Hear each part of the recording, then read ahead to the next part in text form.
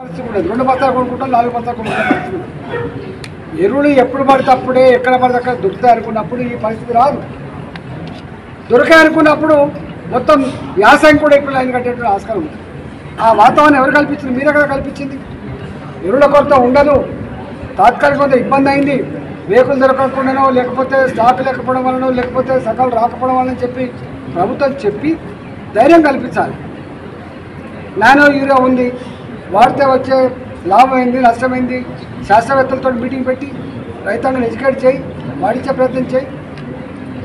ఇవాళ చూస్తున్నాం ఎక్కడ బదక్కని ఒక కరీంనగర్ జిల్లాలో ఇప్పుడు మా బుడిగశివపడాలని చెప్తున్నారు, నా ఒక్క కాన్స్టిట్యున్సీలో 7 దిక్కుల ఎరువుల కోసం లైన్ కట్టింది చెప్పి, ఎక్కడి నుంచి వస్తుంటే వేలు వెంకల లైన్ కట్టి, ఇక్కడి నుంచి వస్తుంటే ఇంకెక్కడ లైన్ కట్టి. అందువల్ల ప్రభుత్వం ఇతరుల మీద నిందేసి తప్పించుకునే దరిద్ర పరిస్థితి బంద్ పెట్టి రైతాంగం, నీకు రైతు చాలా ఇంపార్టెంట్, మీకు తెలుసు తెలంగాణ జీవనాధారమే వ్యవసాయం. రైతులు ఏడిస్తే నీకేం మంచిగా అయితే చెప్పండి, నేను రైతు బంధు ఇస్తా, నేను రుణమాఫీ చేస్తా, ఇవన్నీ కాదు. రైతు మొట్టమొదటి కావాల్సింది తన వ్యవసాయానికి ఏది ఇబ్బంది లేకుండా ఇవ్వడం, తన పంటను ఇచ్చిన మాట ప్రకారం కొనడం. ఇవాళ నువ్వు 500 రూపాయలు ఇస్తా అని చెప్పిన సన్న వాళ్ళకి ఇచ్చిన ఇప్పటివరకు వచ్చినా ఏమని చెప్పండి, మాటలు తప్ప.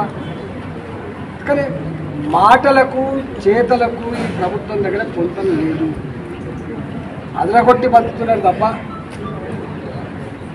గాడి చేసి మీడియాని మేనేజ్ చేసి ఇట్లా ఓవర్లాపింగ్ టాక్టిక్స్ తోటి వాళ్ళు చలమని అవుతుంది తప్ప ఈ ప్రభుత్వం దొల్లతనం ఏందో గ్రామీణ ప్రాంత ప్రజలకు అర్థమైపోయింది. నేను ఒకటే అంటున్నా, ప్రభుత్వం దేశాలకు పోవద్దు. ఇట్లాంటి సందర్భంలో అసలు ఎప్పుడైనా నేను చూసేది కేసీఆర్ వచ్చినా కూడా బంద్ అయిపోయింది. కేసీఆర్ ఏమనుకున్నాడంటే అన్నీ నేనే చేస్తాను కదా, మీ ప్రతిపక్షాల అవసరం మీద అనుకున్నాను. కానీ ఇట్లాంటి సందర్భంలో ఆల్ పార్టీ మీటింగ్ పెట్టారు. వడ్ల కొనుగోలు ఉన్నప్పుడు ఆల్ పార్టీ మీటింగ్ వెళ్తుండే, ఇట్లాంటి సీజన్ మొదలైంది, ఎరువుల సమస్య ఇతర సమస్యలతో ఆల్ పార్టీ మీటింగ్ వెళ్తుండే.